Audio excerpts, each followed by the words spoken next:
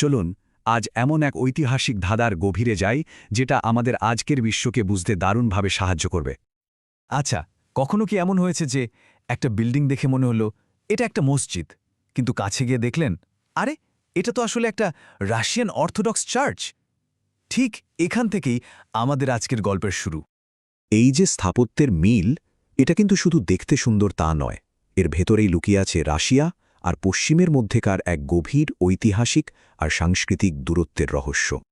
দেখুন, প্রথম দিকে ইসলামিক স্থাপত্য কিন্তু একদম সাদামাটা ছিল, কিন্তু যখন বিশাল রোমান আর পারস্য সাম্রাজ্য জয় করা হলো তখন সবকিছু পাল্টে যেতে শুরু করল। তারা ওখানকার স্থাপত্য রীতি, বিশেষ করে এই গম্বুজের ডিজাইনটা নিজেদের স্থাপত্যে নিয়ে আসতে শুরু করে। তো প্রশ্নটা হলো, এই যে আইকনিক গম্বুজ, এটা আসলে এলো থেকে আর কিভাবেই বা এটা একদিকে মসজিদ আবার অন্যদিকে রাশিয়ান চার্চ, দুই জায়গাতেই এত গুরুত্বপূর্ণ হয়ে উঠল? এখানেই আসল চমকটা। বিশ্বের অন্যতম সেরা গম্বুজওয়ালা বিল্ডিং, যেটা আমরা হায়া সোফিয়া নামে চিনি, সেটা কিন্তু আসলে বানানো হয়েছিল একটা খ্রিস্টান ক্যাথেড্রাল হিসেবে।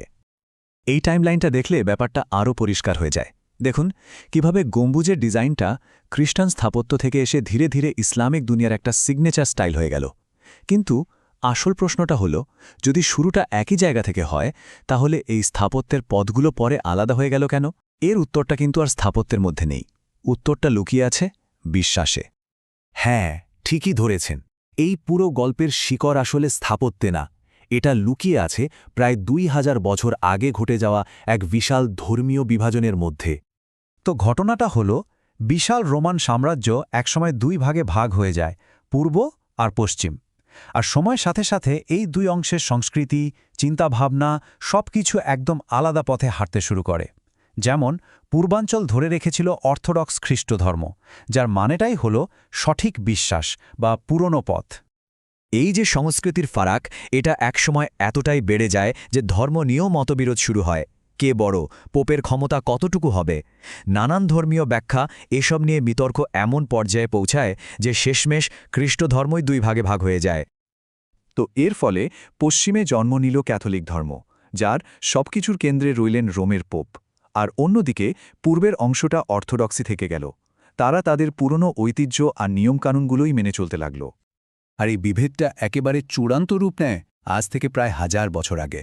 রোমের পোপের পক্ষ থেকে অর্থোডক্স চার্চের প্রধানের কাছে একটা চিঠি আসে, আর সেই চিঠির মধ্যে দিয়েই যেন সম্পর্কটা পাকাপাকিভাবে ভেঙে যায়, আর সেই ভাঙন আজও জোড়া লাগেনি। এখন সবচেয়ে ইন্টারেস্টিং পার্টটা হলো তুরস্কের এই ১০০০ বছরের পুরনো ধর্মীয় বিভেদ। এটার সাথে আজকের রাশিয়ার সম্পর্কটা ঠিক কোথায়? চলুন সেই সংযোগটাই খুঁজে বের করি। গল্পের সবচেয়ে বড় মোড়টা আসে যখন অটোম্যান সাম্রাজ্য কনস্ট্যান্টিনোপল জয় করে নেয়। আর এই বিশাল জয়ের নেতৃত্বে ছিলেন একদম তরুণ একজন সুলতান, সুলতান মেহমেদ। কনস্ট্যান্টিনোপলের পতনের পর অর্থোডক্স খ্রিস্টানরা কিন্তু পশ্চিমে মানে ক্যাথলিক ইউরোপে যেতে পারছিল না, কারণ সেই পুরনো বিভেদ। ফলে তাদের জন্য নিরাপদ আশ্রয় হিসেবে একটাই জায়গা খোলা ছিল, আর সেটা হলো রাশিয়া। আর ঠিক এভাবেই মস্কো হয়ে উঠল পুরো অর্থোডক্স খ্রিস্টান দুনিয়ার নতুন রাজধানী, বা বলা যায় এক নতুন রোম। এই যে মানুষের স্রোত রাশিয়ায় গিয়ে আশ্রয় নিল, এটাই রাশিয়ার সাংস্কৃতিক আর ধর্মীয় পরিচয়টাকে আরও মজবুত করে তোলে। এমন একটা পরিচয় তৈরি হয় যা আজও পশ্চিমের থেকে একেবারে আলাদা। আর এই ফারাকগুলো কিন্তু আজও খুব স্পষ্টভাবে দেখা যায়। যেমন ধরুন, পশ্চিমের গির্জাগুলোর সরু উঁচু চূড়াগুলো যেন স্বর্গের দিকে আঙুল তুলে দেখাচ্ছে, অন্যদিকে পূর্বের এই গোলাকার গম্বুজগুলো ঈশ্বরের বিশালতা আর অনন্ত মহাবিশ্বের প্রতীক। শুধু স্থাপত্যেই না, ধর্মীয় নেতাদের চেহারার দিকে তাকালেও এই ভিন্নতাটা চোখে পড়ে। তাহলে বুঝতেই পারছেন, আজ আমরা রাশিয়া আর পশ্চিমের মধ্যে যে রাজনৈতিক বা সাংস্কৃতিক বিভেদটা দেখি, সেটার মূল কিন্তু শুধু গত শতাব্দীর স্নায়ুযুদ্ধ নয়।